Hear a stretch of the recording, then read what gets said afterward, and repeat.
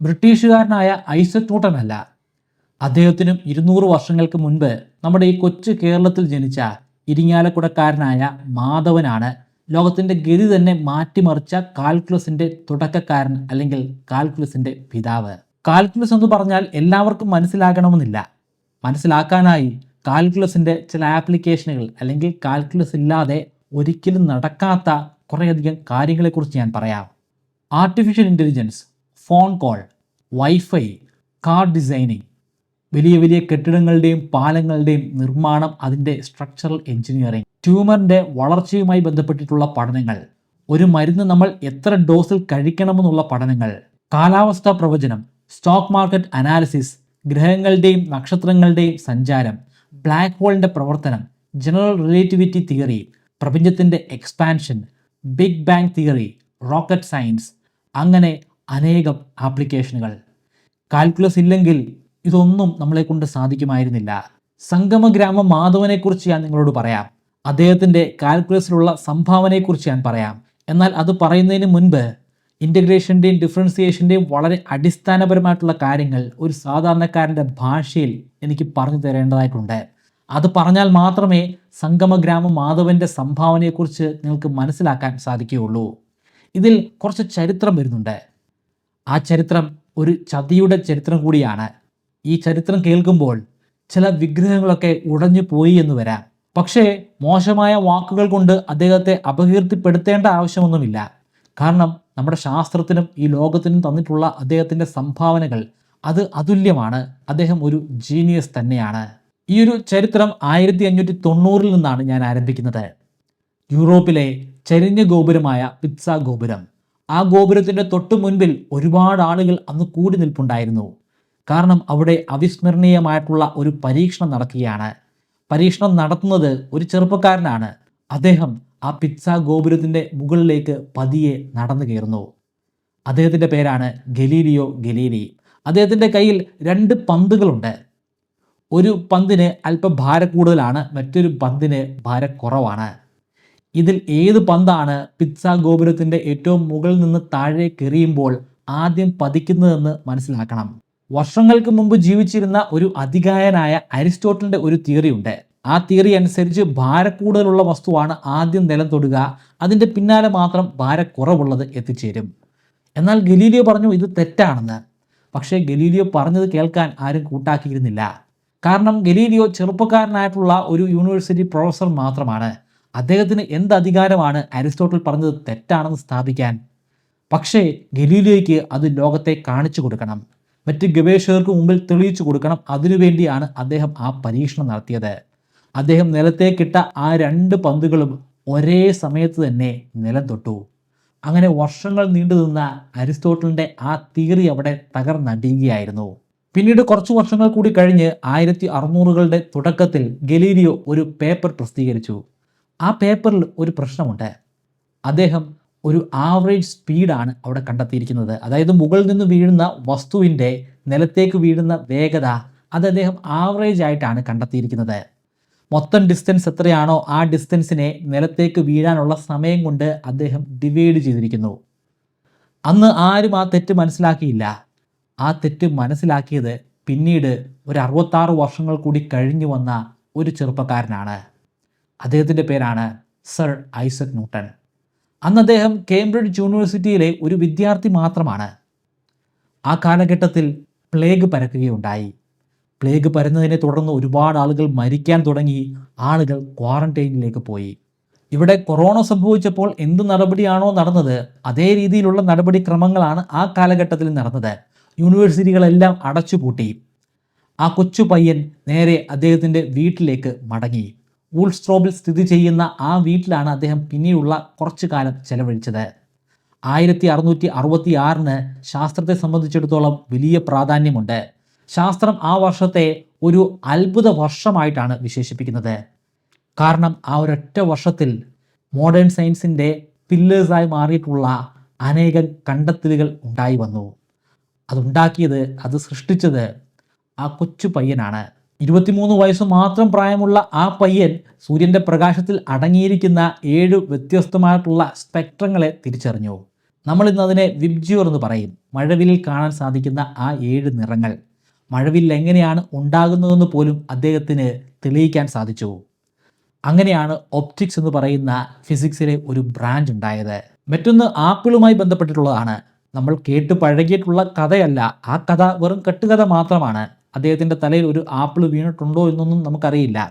പക്ഷേ ആപ്പിളുമായി ബന്ധപ്പെട്ട് അദ്ദേഹം ഒരു ഡിഡക്ഷൻ നടത്തി. ആപ്പിൾ എന്ത് കാരണം കൊണ്ടാണോ ഭൂമിയുടെ നിലത്തേക്ക് പതിക്കുന്നത്, അതേ കാരണം കൊണ്ട് തന്നെയാണ് ചന്ദ്രൻ ഭൂമിക്ക് ചുറ്റുമായിട്ട് വലം വയ്ക്കുന്നത്. അതേ കാരണം കൊണ്ട് തന്നെയാണ് ഭൂമി സൂര്യന് ചുറ്റും വലം വയ്ക്കുന്നത്. ശാസ്ത്രത്തിലെ മറ്റൊരു ശാഖയായിട്ടുള്ള മെക്കാനിക്സിൻ്റെ തുടക്കം ഇങ്ങനെയായിരുന്നു. പക്ഷേ മെക്കാനിക്സ് ഉണ്ടാകണമെങ്കിൽ അവിടെ ഒരു മാത്തമെറ്റിക്കൽ ടൂൾ അനിവാര്യമാണ്. അന്നുവരെ ആരും കണ്ടെത്തിയിട്ടില്ലാത്ത, അല്ലെങ്കിൽ അങ്ങനെ ആളുകൾ കരുതിയിരുന്ന ഒരു അമൂല്യമായിട്ടുള്ള ടൂൾ. ആ ടൂളാണ് കാൽക്കുലസ്. ആ ഘട്ടം മുതൽ പിന്നീട് ഒരുപാട് വർഷത്തേക്ക് കാൽക്കുലസ് ന്യൂട്ടൻ്റെ പേരിൽ മാത്രമാണ് അറിയപ്പെട്ടിരുന്നത്.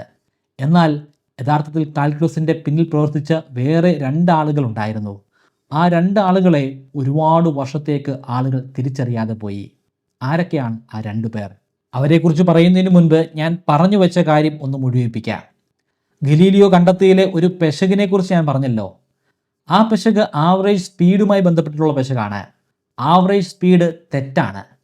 ന്യൂട്ടൻ്റെ പ്രപ്പോസലാണ്. അദ്ദേഹം പറയുന്നത് ഒരു ആപ്പിൾ നിലത്തേക്ക് വീഴുന്നത് ഒരേ വേഗതയിലല്ല, അത് താഴേക്ക് വീഴും തോറും അതിൻ്റെ വേഗത വർദ്ധിച്ചുകൊണ്ട് തന്നെ ഇരിക്കുകയാണ്.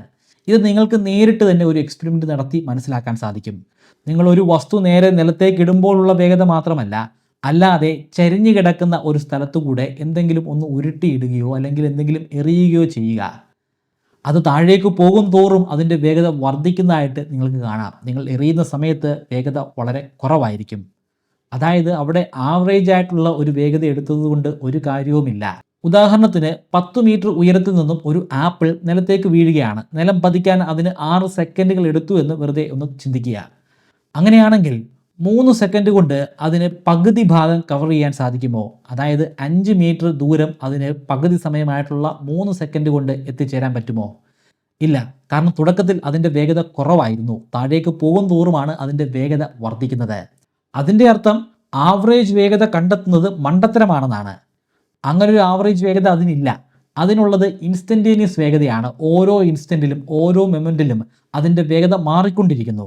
ആ ഓരോ മൊമെൻറ്റിലുമുള്ള വേഗത കണ്ടുപിടിക്കണം. അതെങ്ങനെയാണ് കണ്ടുപിടിക്കുന്നത്? 1 സെക്കൻഡിൽ സഞ്ചരിച്ച വേഗത കണ്ടുപിടിച്ചാൽ മതിയോ?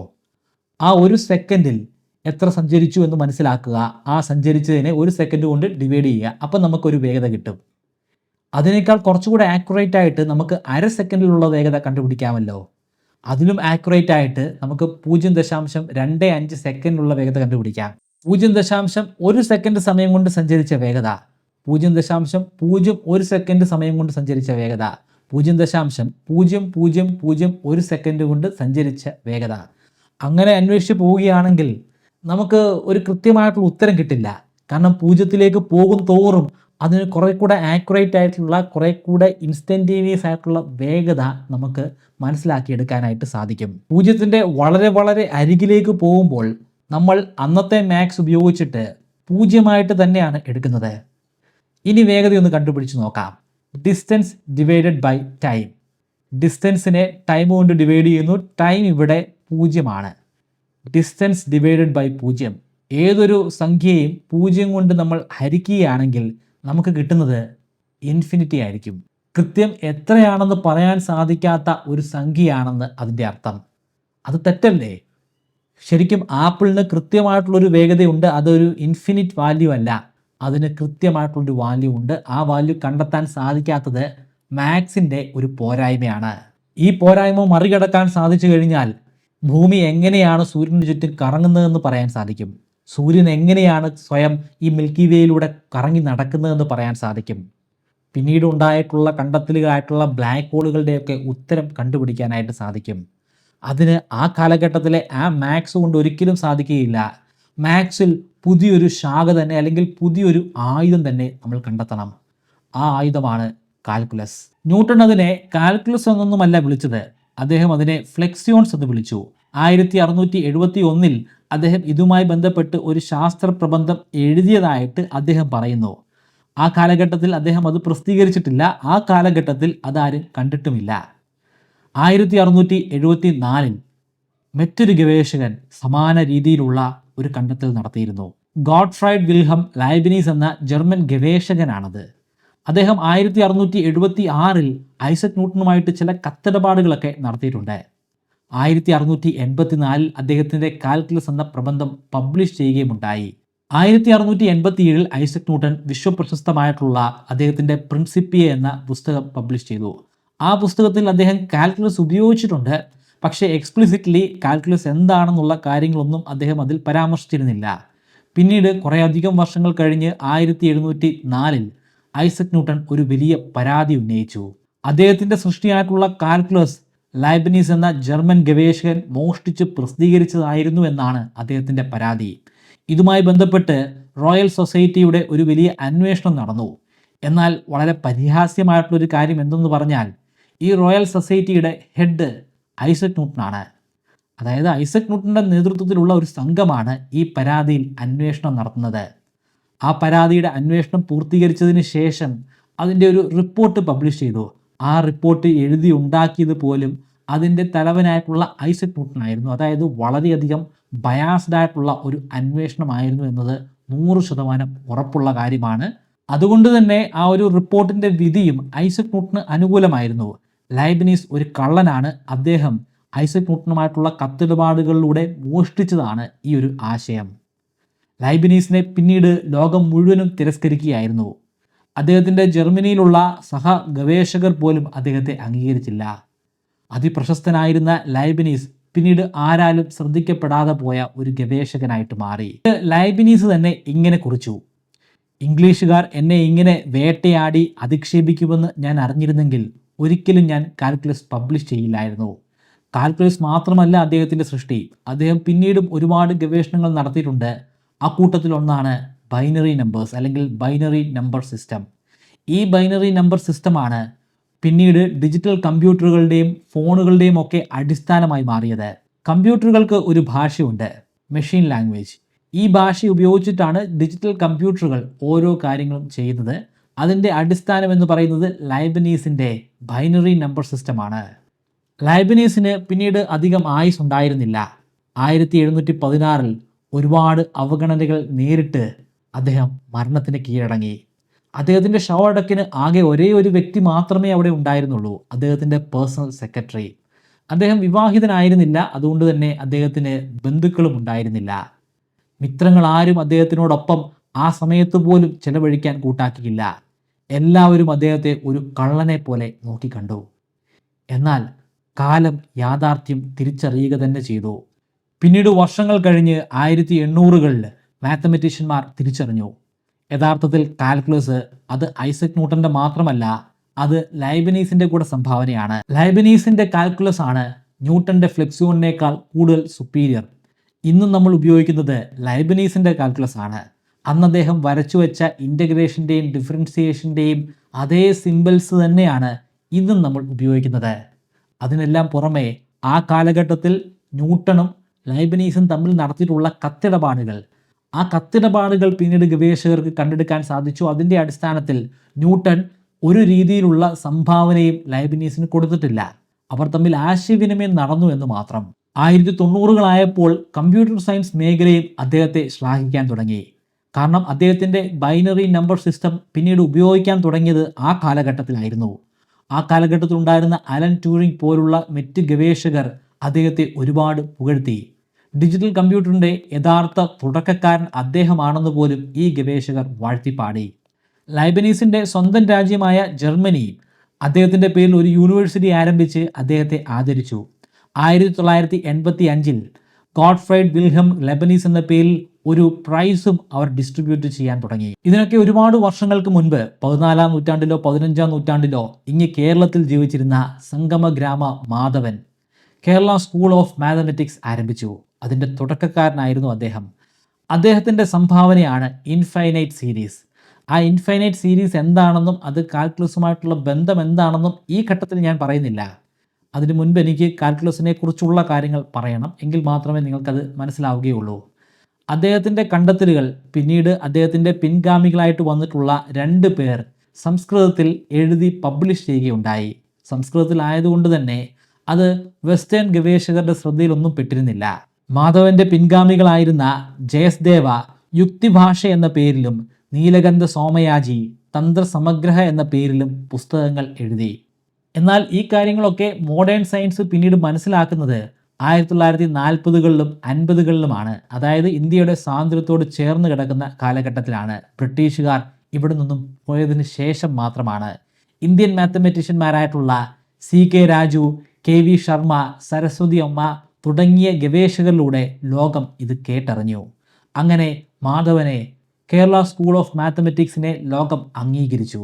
ഇനി നമുക്ക് സാധാരണക്കാരൻ്റെ ഭാഷയിൽ എന്താണ് കാൽക്കുലസ് എന്ന് മനസ്സിലാക്കാം.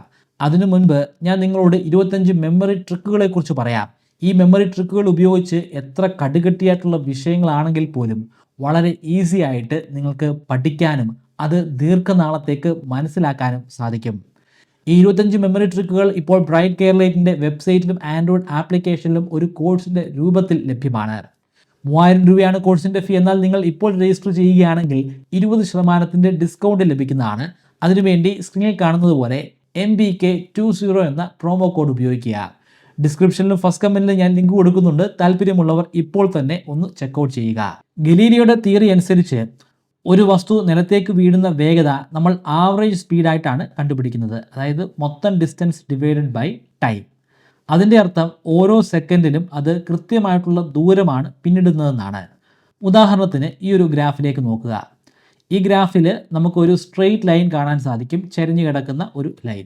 y=x എന്നാണ് ഈ ഒരു ലൈനിൻ്റെ ഇക്വേഷൻ. ഈ ലൈൻ അനുസരിച്ച് ഒരു സെക്കൻഡ് സമയം കൊണ്ട് 1 മീറ്റർ വേഗതയാണ് യാത്ര ചെയ്യുന്നത്.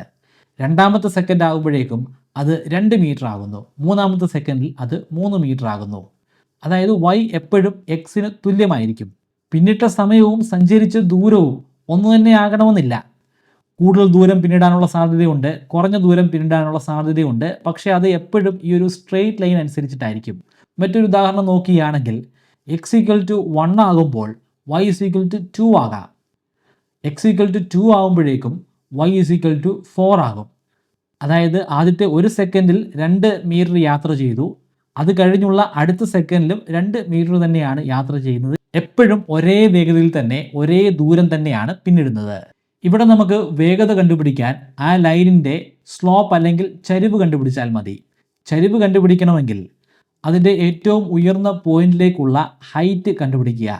അതിനെ അവിടെ വരെ എത്താനുള്ള ഡിസ്റ്റൻസ് കൊണ്ട് ഡിവൈഡ് ചെയ്യുക. അപ്പോൾ സ്ലോപ്പായി. ലൈനിൻ്റെ ഇക്വേഷൻ y=2x ആണെങ്കിൽ അവിടുത്തെ സ്ലോപ്പ് 2 ആയിരിക്കും. പക്ഷേ ന്യൂട്ടൻ്റെ തിയറി അനുസരിച്ച് മുകളിൽ നിന്ന് താഴേക്ക് വീഴുന്ന ഒരു വസ്തു ഒരേ വേഗതയിലല്ല സഞ്ചരിക്കുന്നത്. താഴേക്ക് വീഴും തോറും അതിൻ്റെ വേഗത വർദ്ധിക്കുന്നുണ്ട്. ഉദാഹരണത്തിന് നമ്മൾ A എന്ന് പറയുന്ന ഒരു സ്ഥലത്ത് നിന്ന് B എന്ന് പറയുന്ന ഒരു സ്ഥലത്തേക്ക് പോവുകയാണെന്ന് എടുക്കാം. ആദ്യത്തെ ഒരു സെക്കൻഡിൽ നമ്മൾ പതിഞ്ഞ വേഗതയിലാണ് നടക്കുന്നത്. അതുകൊണ്ട് ഒരു സെക്കൻഡിൽ നമ്മൾ 1 മീറ്റർ മാത്രമാണ് യാത്ര ചെയ്തത്. അത് കഴിഞ്ഞുള്ള അടുത്ത ഒരു സെക്കൻഡിൽ നമ്മൾ കുറച്ചുകൂടെ വേഗത്തിൽ നടക്കാൻ തുടങ്ങി. അതുകൊണ്ട് ആ ഒരു സെക്കൻഡിൽ നമ്മൾ 3 മീറ്റർ ദൂരം പിന്നിടുന്നുണ്ട്. അതിനുശേഷം മൂന്നാമത്തെ സെക്കൻഡിൽ നമ്മൾ കുറച്ചുകൂടെ വേഗതയിൽ ഓടുകയാണ്. അതുകൊണ്ട് തന്നെ നമുക്ക് ആ ഘട്ടത്തിൽ 6 മീറ്റർ ദൂരം യാത്ര ചെയ്യാൻ സാധിച്ചു. ഇത് നമ്മൾ ഒരു ഗ്രാഫായിട്ട് വരയ്ക്കുകയാണെങ്കിൽ ഇത്തരത്തിൽ വളഞ്ഞിട്ടുള്ള ഒരു കേർവായിരിക്കും നമുക്ക് കിട്ടുക. ഒരു കേർവിൽ മുമ്പ് പറഞ്ഞതുപോലെ തന്നെ നമുക്കൊരു സ്ലോപ്പ് കണ്ടുപിടിക്കാൻ സാധിക്കില്ല. കാരണം ഇവിടെ സ്ട്രെയിറ്റ് ആയിട്ടുള്ള ഒരു ലൈൻ അല്ല, അത് വളഞ്ഞാണ് പോകുന്നത്. ന്യൂട്ടൻ്റെയും ലൈബനീസിൻ്റെയും തിയറങ്ങൾ അനുസരിച്ച് അല്ലെങ്കിൽ അവരുടെ കാൽക്കുലസ് അനുസരിച്ച് ഈ ഒരു കർവിനെ നമ്മൾ വളരെയധികം സൂം ചെയ്ത് ഉള്ളിലേക്ക് പോവുകയാണെങ്കിൽ അവിടെ നമുക്ക് ഒരു സ്ട്രെയിറ്റ് ആയിട്ടുള്ള ഒരു ലൈൻ കണ്ടുപിടിക്കാം. ആ സ്ട്രെയിറ്റ് ലൈനിൻ്റെ ഒരറ്റത്തെ പോയിന്റ് x1 y1 ആണ്, മറ്റേ അറ്റത്തെ പോയിന്റ് x2 y2 ആണ്. അങ്ങനെയാണെങ്കിൽ അവിടുത്തെ സ്ലോപ്പ് നമുക്ക് കണ്ടുപിടിക്കാൻ പറ്റും. സ്ലോപ്പ് എന്ന് പറയുന്നത് y2 - y1 x2 - x1. മുൻപ് എങ്ങനെയാണോ നമ്മൾ സ്ലോപ്പ് കണ്ടുപിടിച്ചത് അതേ മാർഗം തന്നെയാണ് ഇവിടെ ഉപയോഗിച്ചിരിക്കുന്നത്. പക്ഷേ ഇതിനെ നമുക്ക് പിന്നെയും നമുക്ക് സൂം ചെയ്യാൻ സാധിക്കും. അങ്ങനെ നമുക്ക് ഒരു ഇൻഫിനിറ്റ് എന്ന രീതിയിൽ സൂം ചെയ്ത് വളരെ അധികം ആഴങ്ങളിലേക്ക് പോകാനായിട്ട് സാധിക്കും. അങ്ങനെ പോകുമ്പോൾ ഒടുവിൽ നമ്മൾ എത്തിച്ചേരുന്നത് വെറും ഒരു ഡോട്ടിലാണ്. ആ ഒരു ഡോട്ടിൽ എത്തിച്ചേർന്ന് കഴിഞ്ഞാൽ നമുക്ക് ഈ രീതിയിൽ ഒരിക്കലും നമുക്ക് സ്ലോപ്പ് കണ്ടുപിടിക്കാൻ സാധിക്കില്ല. ആ ഒരു പ്രശ്നം എങ്ങനെയാണ് മറികടക്കാൻ സാധിക്കുന്നതെന്ന് നമുക്ക് ഈ ഒരു ഉദാഹരണത്തിലൂടെ മനസ്സിലാക്കാം. ഇവിടെ നിങ്ങൾ y x² എന്ന് പറയുന്ന ഒരു കർവാണ് കാണുന്നത്. ഈ കർവിലെ വളരെ വളരെ അടുത്ത് സ്ഥിതി ചെയ്യുന്ന രണ്ട് പോയിന്റുകൾ നമുക്കെടുക്കാം. ഒരു പോയിന്റ് 1 1 ആണ്. ഇതിലെ ആദ്യത്തെ 1 എന്ന് പറയുന്നത് x ആണ്, രണ്ടാമത്തെ 1 y ആണ്. x y² ആയതുകൊണ്ട് y നമുക്ക് xന്റെ സ്ക്വയർ ആയിട്ട് എഴുതാൻ കഴിയണം. x 1 ആണ്, അപ്പോൾ y എന്ന് പറയുന്നത് 1ന്റെ സ്ക്വയർ ആണ്. 1ന്റെ സ്ക്വയർ എന്ന് പറയുന്നത് 1 തന്നെയാണ്. അടുത്ത പോയിന്റ് 1.1ഉം 1.1ന്റെ സ്ക്വയറും ആവണം. അതായത് 1.1ഉം 1.21ഉം. ഇനി നമുക്ക് പഴയ ഇക്വേഷൻ ഉപയോഗിച്ചിട്ട് സ്ലോപ്പ് കണ്ടുപിടിക്കാം. 1.21 മൈനസ് 1 ഡിവൈഡഡ് ബൈ 1.1 മൈനസ് 1. അതിൻ്റെ ഉത്തരം നമുക്ക് 2.1 ആയിട്ട് കിട്ടും. പക്ഷേ ഇങ്ങനെ ഒരു പെർട്ടിക്കുലർ ന്യൂമറിക്കൽ വാല്യൂ എടുത്ത് ചെയ്യുന്നത് കൊണ്ട് ഒരർത്ഥവുമില്ല. നമുക്ക് ഇതിനെ ജനറലൈസ് ചെയ്യാനായിട്ട് സാധിക്കണം. ഏത് പോയിന്റിലും ഒരുപോലെ തന്നെ ഉപയോഗിക്കാൻ സാധിക്കണം. അതുകൊണ്ട് നമ്മളിവിടെ 1 എന്നൊന്നും ഉപയോഗിക്കാതെ x എന്ന് എടുക്കുകയാണ്. ഇവിടുത്തെ പോയിന്റുകൾ x²ഉം x+h, x+h² ഇവിടെ h എന്ന് പറയുന്നത് വളരെ വളരെ ചെറിയ ഒരു വാല്യൂ ആണ്. ഇനി നമുക്ക് സ്ലോപ്പിന്റെ ഇക്വേഷനിലേക്ക് ഇതിനെ ഉപയോഗിക്കാം. x+h² minus x² divided by x+h minus x. ഇതിലെ ഡിനോമിനേറ്ററിൽ പോസിറ്റീവ് എക്സും ഉണ്ട്, നെഗറ്റീവ് എക്സും ഉണ്ട്. അത് രണ്ടിനെയും നമുക്ക് ക്യാൻസൽ ചെയ്ത് കളയാം. മുകളിലുള്ള x+h² അതിനെ നമുക്ക് ഇലാബറേറ്റ് ചെയ്യാം. a+b² എന്ന് പറയുന്നത് a² + 2ab + b² ആണ്. ആ ഇക്വേഷൻ നമ്മൾ ഇതിലേക്ക് കൊടുക്കുമ്പോൾ x² + 2hx + h² എന്ന് കിട്ടും. പിന്നെ ബാക്കിയുള്ള ഭാഗങ്ങൾ, അതായത് -x² എന്ന് എഴുതുന്നു. ഡിനോമിനേറ്ററിൽ ഇപ്പോൾ h മാത്രമാണ് ഉള്ളത്. ഇവിടെ നിന്നും നമുക്ക് -x² +x² വെട്ടിക്കളയാം. അവസാനം 2hx + h² divided by h എന്ന് കിട്ടി. ന്യൂമറേറ്ററിലുള്ള hനെ നമുക്ക് കോമൺ ആയിട്ട് എടുത്തിട്ട് അതിനെ ഡിനോമിനേറ്ററിലുള്ള hുമായിട്ട് ക്യാൻസൽ ചെയ്ത് കളയാം. ഒടുവിൽ നമുക്ക് 2x + h എന്ന് പറയുന്ന ഒരു ഉത്തരമാണ് കിട്ടുന്നത്. ഇവിടെയുള്ള hന്റെ വാല്യൂ വളരെ വളരെ ചെറിയൊരു വാല്യൂ ആണ്. അതുകൊണ്ട് തന്നെ നമുക്ക് ആ hനെ ഒഴിവാക്കി 2x എന്ന് എഴുതാം. x²ന്റെ ഡെറിവേറ്റീവ് 2x ആണ്. ഒരു വലിയ പ്രശ്നത്തിൻ്റെ സൊല്യൂഷൻ കിട്ടി. ഇനി നമുക്ക് മുമ്പ് ചെയ്തു വെച്ചിരുന്ന ആ ന്യൂമറിക്കൽ റിസൾട്ട് ഒന്ന് എടുത്ത് നോക്കാം. ആ റിസൾട്ട് 2.1 ആണ്. ഇവിടെ അത് 2x ആണ്. എക്സിൻ്റെ വാല്യൂ എന്തായിരുന്നു നമ്മൾ എടുത്തത്? അത് 1 ആണ്. അപ്പോൾ എക്സിൻ്റെ വാല്യൂ ഇവിടെ ഇട്ട് കൊടുക്കുമ്പോൾ 2 × 1 = 2 എന്ന് നമുക്ക് കിട്ടും. പക്ഷേ ന്യൂമറിക്കലിൽ നമുക്ക് കിട്ടിയത് 2.1 ആണ്. കാരണം അവിടുത്തെ hന്റെ വാല്യൂ ഒത്തിരി ചെറിയ വാല്യൂ ആയിരുന്നില്ല. hന്റെ വാല്യൂ അവിടെ 0.1 ആയിരുന്നു. അതിൻ്റെ അർത്ഥം രണ്ടും കൃത്യമായിട്ടുള്ള ഉത്തരമാണ്. നമുക്ക് അതിൻ്റെ ജനറലൈസ്ഡ് ആയിട്ടുള്ള ഒരു രൂപം കിട്ടിയിരിക്കുന്നു എന്ന് മാത്രം. ഇവിടെ ഈ എക്സിൻ്റെ വാല്യൂ നമുക്ക് ഇഷ്ടമുള്ളത് കൊടുക്കാം. അപ്പോൾ ആ എക്സിന് കറസ്പോണ്ടിങ് ആയിട്ടുള്ള ഉത്തരം നമുക്ക് കിട്ടും. ഇതിന് സമാനമായിട്ടുള്ള ഒരു രീതിയാണ് ഇൻ്റഗ്രേഷൻ ഉള്ളത്. ഇൻ്റഗ്രേഷനിലെ ഗ്രാഫ് വരയ്ക്കുമ്പോൾ അവിടെ ടൈമും ഡിസ്റ്റൻസും അല്ല വരുന്നത്, ടൈമും y ആക്സിസിൽ സ്പീഡുമാണ് വരുന്നത്. സ്പീഡ്, ഒരു വസ്തു സഞ്ചരിക്കാൻ തുടങ്ങുമ്പോൾ അതിൻ്റെ സ്പീഡ് 0 ആയിരിക്കും. എന്നാൽ സഞ്ചരിച്ച് മുന്നോട്ട് പോകുമ്പോൾ അതിൻ്റെ സ്പീഡ് വർദ്ധിക്കുന്നു. പിന്നീട് അതിൻ്റെ സ്പീഡ് അത് നിർത്തുന്ന സമയത്ത് 0 ആയിട്ട് മാറുന്നു. അങ്ങനെയാണ് ഇങ്ങനൊരു ഗ്രാഫ് നമ്മൾ വരച്ചിരിക്കുന്നത്. ഈ ഗ്രാഫിൽ നിന്നും അല്ലെങ്കിൽ ഈ ഒരു കർവിൽ നിന്നും അത് എത്രമാത്രം ഡിസ്റ്റൻസ് യാത്ര ചെയ്തു എന്ന് നമ്മൾ മനസ്സിലാക്കാൻ സാധിക്കും. അതിനു വേണ്ടിയിട്ടാണ് നമ്മൾ ഇൻ്റഗ്രേഷൻ ഉപയോഗിക്കുന്നത്. അതിന് ഈ കർവിൻ്റെ ഉള്ളിൽ വരുന്ന ഏരിയ എത്രയാണെന്ന് മനസ്സിലാക്കിയാൽ മതി. ഇത് വളരെ ഈസി ആയിട്ട് മനസ്സിലാക്കാൻ ഒരേ വേഗതയിൽ സഞ്ചരിച്ച ഒരു വസ്തുവിനെ എടുക്കുക. അത് സ്റ്റാർട്ടിങ്ങിലും 10 കിലോമീറ്റർ വേഗതയിലാണ് സഞ്ചരിച്ചത്, അതിൻ്റെ അവസാനവും 10 കിലോമീറ്റർ വേഗതയിലാണ് സഞ്ചരിച്ചത്. അങ്ങനെയാണെങ്കിൽ അതിൻ്റെ കർവ് എന്ന് പറയുന്നത് ഒരു കർവല്ല, അതൊരു റെക്റ്റാങ്കിൾ ആയിരിക്കും. ആ റെക്റ്റാങ്കിളിൻ്റെ ഉള്ളിലുള്ള ഏരിയ കണ്ടുപിടിച്ചാൽ മതി. അതിൻ്റെ ഏരിയ അത് എത്രമാത്രം സമയം യാത്ര ചെയ്തു, എത്ര വേഗതയിൽ യാത്ര ചെയ്തു, ഇത് രണ്ടും തമ്മിൽ പരസ്പരം മൾട്ടിപ്ലൈ ചെയ്യുന്നതാണ്. കാരണം ആ റെക്റ്റാങ്കിളിൻ്റെ നീളവും അതിൻ്റെ വീതിയും അതിൻ്റെ ടൈമും അതിൻ്റെ വേഗതയുമാണ്. ഇങ്ങനെ മൾട്ടിപ്ലൈ ചെയ്യുമ്പോൾ നമുക്ക് ഉത്തരം കിട്ടും. വളരെ ഈസിയാണ്. പക്ഷേ ഇവിടെ ഉള്ളത് ഒരു കർവാണ്. ഒരു കർവിൻ്റെ അണ്ടറിലുള്ള ഏരിയ കണ്ടുപിടിക്കാൻ വളരെ പ്രയാസമാണ്. എന്നാൽ ഇതിൻ്റെ ഉള്ളിൽ നമുക്ക് ഒരുപാട് റെക്റ്റാങ്കിളുകളെ കൃത്യമായിട്ട് അടുക്കി വെക്കാൻ സാധിച്ചാലോ? റെക്റ്റാങ്കിളുടെ ഏരിയാസ് എല്ലാം കൂടെ നമുക്ക് ആഡ് ചെയ്താൽ ആൻസർ കിട്ടുമല്ലോ. പക്ഷേ ഒരു പ്രശ്നമെന്ന് പറയുമ്പോൾ റെക്റ്റാങ്കിളിനെ അങ്ങനെ ആഡ് ചെയ്യുമ്പോൾ അതിൻ്റെ മുകൾ ഭാഗത്ത് കുറേയധികം ഭാഗങ്ങൾ ഈ റെക്റ്റാങ്കിളിൻ്റെ ഉള്ളിലൊന്നും പെടാതെ പോകുന്നുണ്ട്. അത് ഒഴിവാക്കണമെങ്കിൽ അല്ലെങ്കിൽ അതിനെ പരമാവധി കുറയ്ക്കണമെങ്കിൽ ഈ റെക്റ്റാങ്കിളിൻ്റെ വീതി അല്ലെങ്കിൽ അതിൻ്റെ വിഡ്ത്ത് കുറച്ചാൽ മതി. അങ്ങനെ വളരെ വളരെ കുറഞ്ഞ വാല്യൂയിലേക്ക് കുറയ്ക്കുമ്പോൾ നമുക്ക് പരമാവധി അതിൻ്റെ അണ്ടറിലുള്ള ഏരിയ കണ്ടുപിടിക്കാൻ സാധിക്കും. ഉദാഹരണത്തിന് 0.25 വിഡ്ത്തുള്ള റെക്റ്റാങ്കിളാണ് നമ്മൾ ഉപയോഗിച്ചതെന്ന് എടുക്കുക. ആ റെക്റ്റാങ്കിളിൻ്റെ വിഡ്ത്ത് അങ്ങനെ ആയാലും അതിൻ്റെ ഹൈറ്റിൽ മാറ്റം വരുന്നില്ല. ആ ഹൈറ്റ് ആ കർവിൻ്റെ ഹൈറ്റ് അനുസരിച്ചാണ് ഇരിക്കുക. ഇവിടെ ഈ റെക്റ്റാങ്കിളിന് 2 എഡ്ജുകളുണ്ട്. അതിൻ്റെ ഇടതുവശത്ത് ഒരു എഡ്ജുണ്ട്, വലതുവശത്തും ഒരു എഡ്ജുണ്ട്. ഇടതുവശത്തെ എഡ്ജ് 7 എന്ന് പറയുന്ന ഒരു പോയിന്റിൽ വെച്ചിട്ടാണ് ഈ കർവുമായിട്ട് കൂട്ടിമുട്ടുന്നത്. പക്ഷേ വലതുവശത്തെ ആ റെക്റ്റാങ്കിളിൻ്റെ എഡ്ജ് ശരിക്കും കൂട്ടിമുട്ടുന്നില്ല.